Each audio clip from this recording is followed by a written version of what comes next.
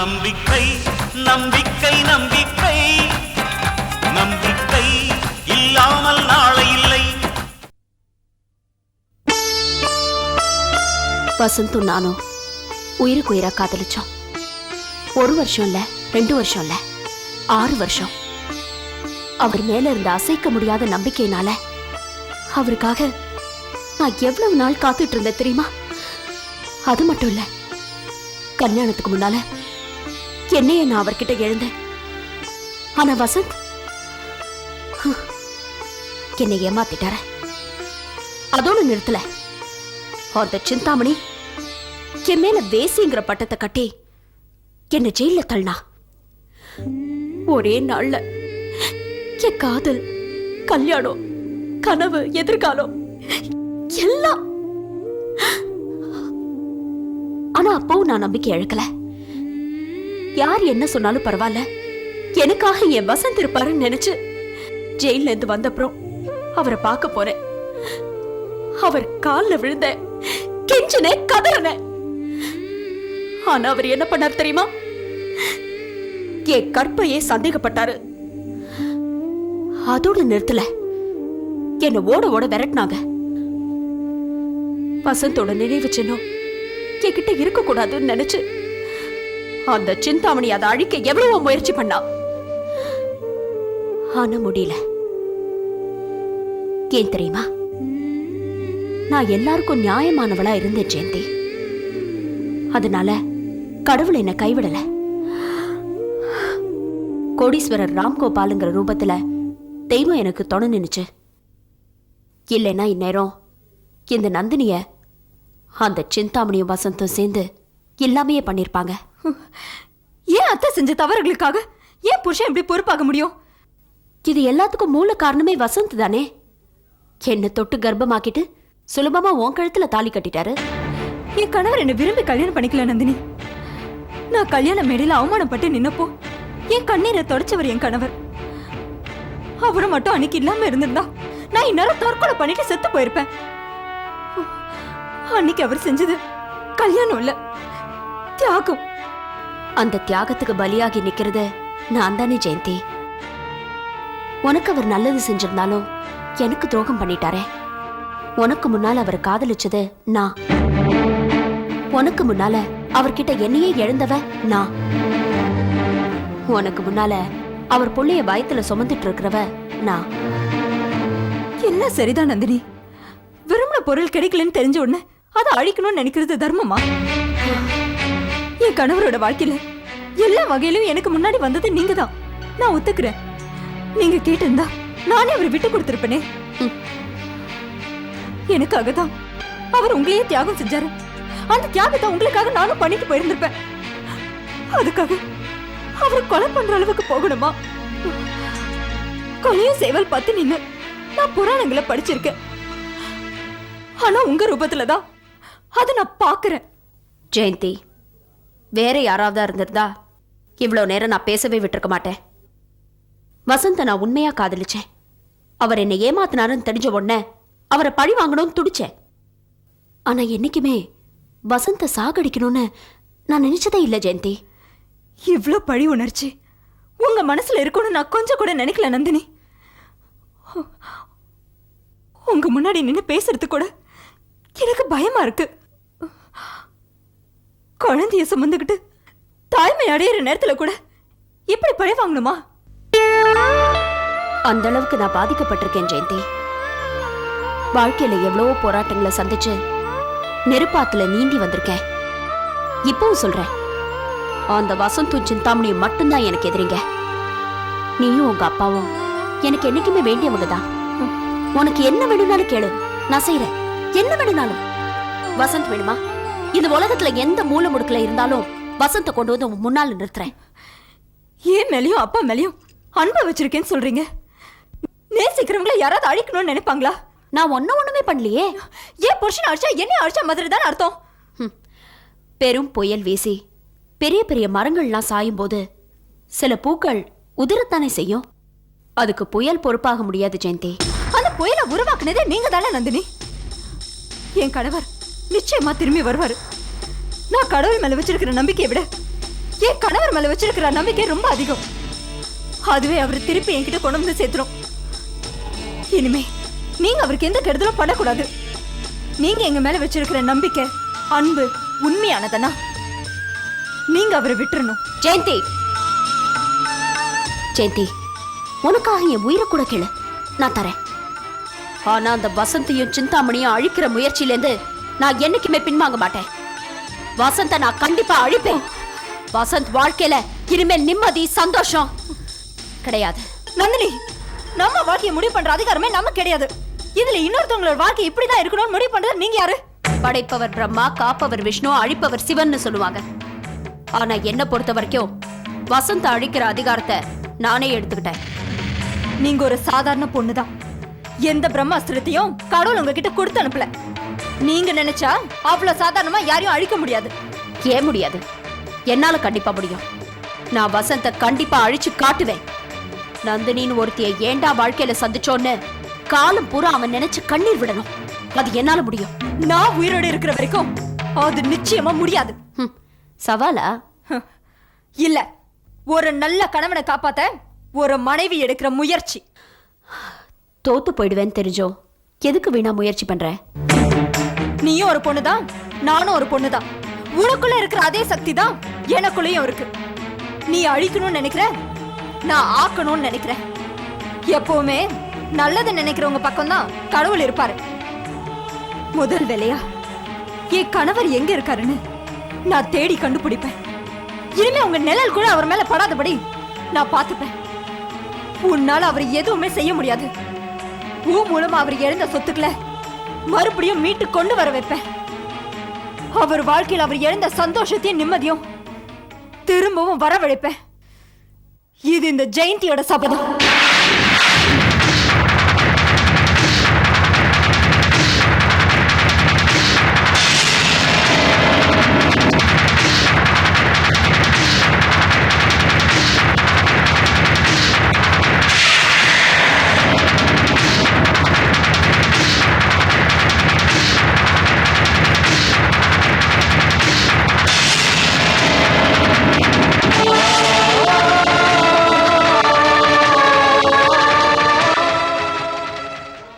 அப்பா, என் கூட வாங்கப்பா.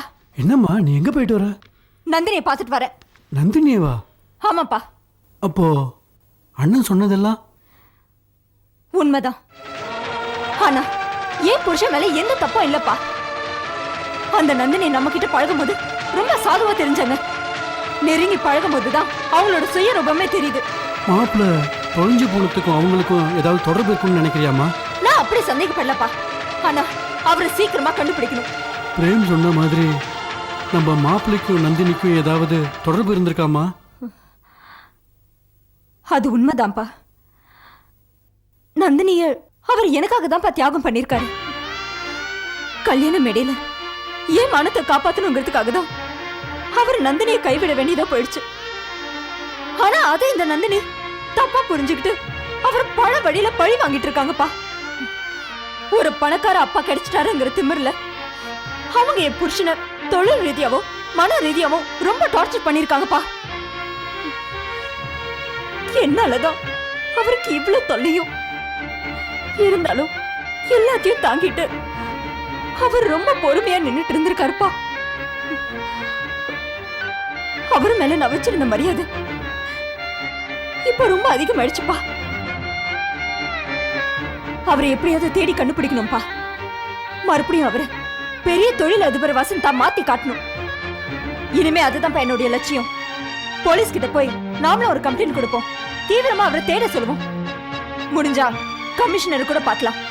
அம்மா, சிந்தாமணி அம்மா கிட்ட ஒரு வார்த்தை சொல்லிட்டு போயிடலாமே. அதெல்லாம் ஒண்ணு வேணாம்ப்பா. நான் அவரோட மனைவி. என் மாமியாரை விட எனக்கு தான் அவர் மேல உரிமை ஜாஸ்தி. வாங்கப்பா போலாம்.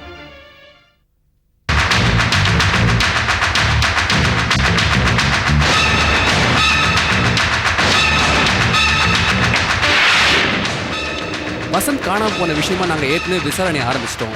புருஷோத்தமனை அரெஸ்ட் பண்ணி உள்ளே வச்சிருக்கோம். உங்கள் பிரதர் கூட அன்றைக்கி வந்து விசாரிச்சுட்டு போனாரு. எங்களால் முடிஞ்ச முயற்சிகள் நாங்கள் எடுத்துகிட்டு தான் சார் இருக்கோம். எங்கள் சார்பில் ஒரு புகார் மனு கொடுக்கலாம்னு வந்திருக்கோம். விசாரணை ஆரம்பிச்சாச்சே, இதுக்கப்புறம் உங்கள் கம்ப்ளைண்ட் தேவையில்லைன்னு நினைக்கிறேன். இருந்தாலும் உங்க திருப்திக்காக ஒரு கம்ப்ளைண்ட் கொடுத்துட்டு போங்க. எங்க மாப்பிள்ளை வசந்த பத்தி ஏதாவது தகவல் தெரிஞ்சுதா சார்? எல்லா லெவலையும் என்கொயரி பண்ணிட்டு தான் சார் இருக்கோம். வசந்த்க்கு வேண்டிய எல்லாரையும் என்கொயரி பண்ணிட்டு தான் இருக்கோம். இன்னும் 2 நாள்ல புருஷோத்தமனை விசாரணைக்காக கோர்ட்டுக்கு கூப்பிட்டு போவோம். அதுக்கப்புறம் தான் இந்த கேஸ் சூடு பிடிக்கும்னு நினைக்கிறேன். வசந்துக்கு வேற ஏதாவது பெண்களோட தொடர்பு இருந்திருக்கா சார்? தொழில் ரீதியா ராம்கோபால் கம்பெனியோட அவருக்கு மனக்கசப்பு இருந்திருக்கு. ராம்கோபால் வளர்ப்பு மக நந்தினி அவர் மேல காழ்ப்புணர்ச்சியாவே இருந்திருக்காங்க. பிசினஸ்ல அவருக்கு நிறைய தொந்தரவு கொடுத்துருக்காங்க. அதை மட்டும் வச்சு அவங்க மேல ஆக்ஷன் எடுக்க முடியாது. ஒரு பெரிய கம்பெனின்னு வந்ததுன்னா தொழில் ரீதியாக போட்டி இருக்கத்தான் செய்யும். நந்தினிக்கும் வசந்துக்கும் வேற ஏதாவது தொடர்பு இருந்துச்சா சார்? கல்யாணத்துக்கு முன்னாடி அவங்க 2 பேரும் காதலிச்சிருப்பாங்க போல இருக்கு.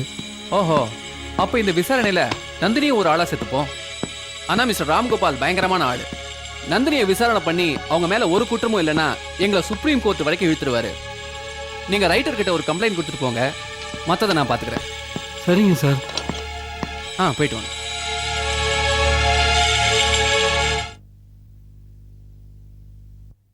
அம்மா, நந்தினி அம்மாவை பார்க்க அருணானி யாரோ வந்திருக்காங்கம்மா. அருணாவா? சரி, வர சொல்லு. சரிம்மா. அம்மா, நீங்களா? எப்படி இருக்கீங்க? நீ நீ சிந்தாமணியோட பொண்ணு தானே? ஆமாம்மா, நீங்க தான் எங்க வீட்டு கூட வந்திருக்கீங்களே, மறந்துட்டீங்களா? இல்லம்மா, மறக்கல. அன்னைக்கு நீ தானே என்னை காப்பாத்தி கூட்டிட்டு போன. ஆமா, ஆனா நீங்க தான் என்கிட்ட சொல்லிக்காம கூட வந்துட்டீங்க. அப்போ அந்த சிந்தாமணி தான் உன்னை இங்க அனுப்பி வச்சிருக்காளா? இல்லம்மா, நானே தான் நந்தினி மேடத்தை பார்க்கணும்னு வந்தேன். ஆமா, எங்க மம்மி உங்களுக்கு முன்னாடியே தெரியுமா? தெரியும். எப்படி? அத பத்தி எல்லாம் இப்ப எதுவுமே பேச வேண்டாம். நந்தினி மேடத்துக்கும் உங்களுக்கும் என்ன உறவு? இத பாரு, நீ கேக்குற கேள்விக்கெல்லாம் என்னால எதுவுமே பதில் சொல்ல முடியாது. என்கிட்ட எதுவுமே கேட்காத. முதல்ல நீ வந்த விஷயத்த சொல்லு. ஏம்மா, ஏன் ஒரு மாதிரி இருக்கீங்க? என்னை பார்த்ததும் ஏன் இவ்வளவு டென்ஷன் ஆகுறீங்க? இல்லையே, ஒண்ணுமே இல்லையே. நான் எப்பவும் போல தானே இருக்கேன். இல்லம்மா, ஏதோ ஒரு மாறுதல் உங்ககிட்ட தெரியுது. நீ அந்த சிந்தாமணி அனுப்பிதானே இங்க வந்திருக்க. நான் தான் இல்லைன்னு சொல்லிட்டேனேம்மா. நாங்க எங்க அண்ணன் வசந்த தேடிட்டு இருக்கோம். அவர் எங்க போனாரு, என்ன ஆனார்னே தெரியல. நந்தினி மேடத்தை கேட்டா ஏதாவது விஷயம் தெரியுமோன்னு தெரிஞ்சுக்கிறதுக்காக தான் நான் அவங்கள பார்க்க வந்தேன். இன்னும் கேட்டா நான் இங்க வந்ததே எங்க மம்மிக்கு தெரியாது. வசந்த பத்தி நந்தினிக்கு ஒண்ணும் தெரியாதுமா. தயவு செஞ்சு அவளை ஒண்ணும் பண்ணிடாதீங்க. நாங்க என்னமா பண்ண போறோம்? உனக்கு உங்க அம்மாவை பத்தி தெரியாது, எனக்கு மட்டும்தான் தெரியும். நீங்க ரொம்ப மனசு குழம்பி போய் பேசுறீங்கன்னு நினைக்கிறேம்மா. இல்ல, இப்பதான் நான் ரொம்ப தெளிவா இருக்கேன். எங்க மம்மி பேர் கேட்டாலே ஏன் இவ்வளவு நர்வஸ் ஆயிடுறீங்க? அன்னைக்கு நீங்க என்கிட்ட சொல்லிக்காம போனது காரணம் கூட இப்பதான் எனக்கு புரியுது. எங்க மம்மி போட்டோவை பார்த்ததுக்கு அப்புறம் தான் நீங்க போனீங்க. ஏம்மா, எதுக்காக இப்படி? வேணாமா, இப்ப எதுவும் கேட்காத. போக போக நீயே புரிஞ்சுப்ப. சீக்கிரமா நீ இங்கிருந்து கிளம்பிடு. நீ இங்க இருக்கிறது தெரிஞ்சதுன்னா எங்க எல்லாருக்குமே ஆபத்து. இல்லம்மா, நான் முதல்ல இங்கிருந்து கிளம்பு. கிளம்புன்னு சொல்றல, போ.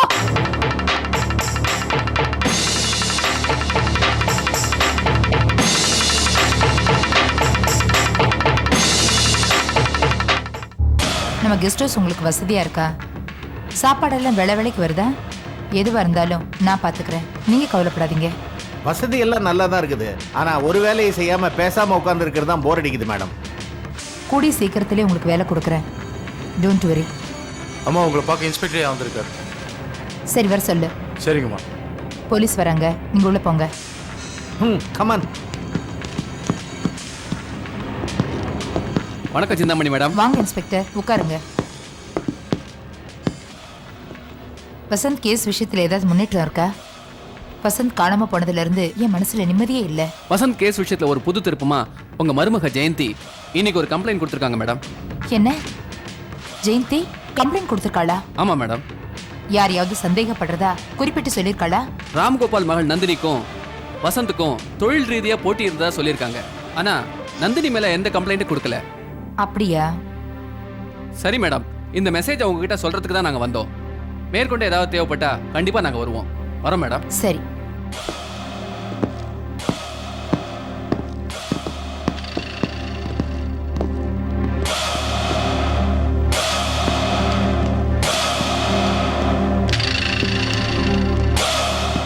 இன்ஸ்பெக்டர் பேசிட்டு இருக்கிற போத எனக்கு ஒரு ஐடியா வந்துச்சு. நந்தினி ஒழிக்கணும் தானே எங்களை இங்க கொண்டாந்தீங்க. ம் ஒழிச்சாச்சு. எப்படி சொல்றீங்க? ஜெயந்தி தெரிஞ்சோ தெரியாமலோ வசந்துக்கும் நந்தினிக்கும் தொழில் ரீதியா போட்டி இருக்கிறதா சொல்லியிருக்காங்க. அதை வச்சு நந்தினியை உள்ள தள்ளிடலாம். அது மட்டும் போதுமா? போதாது, அதுக்கு ஒரு திட்டம் வச்சிருக்கிறேன். என்ன? இவனை மறுபடியும் போலீஸ்ல சரண்டர் ஆக வச்சு ஜெயிலுக்கு அனுப்ப போறேன். எதுக்கு? ஜெயில இவன் புருஷோத்தமனை சந்திப்பான். புருஷோத்தமனை இன்னும் 2 நாள்ல கொலை கேஸுக்காக கோர்ட்ல ஆஜர்படுத்த போறாங்க. அப்போ புருஷோத்தமன் நந்தினி 5 லட்சம் ரூபாய் கொடுத்து வசந்த கொலை பண்ண சொன்னாங்க அப்படின்னு ஸ்டேட்மெண்ட் கொடுக்க வச்சா நந்தினியை மறுபடியும் கொலை கேஸ்ல உள்ள தள்ளிடலாம்.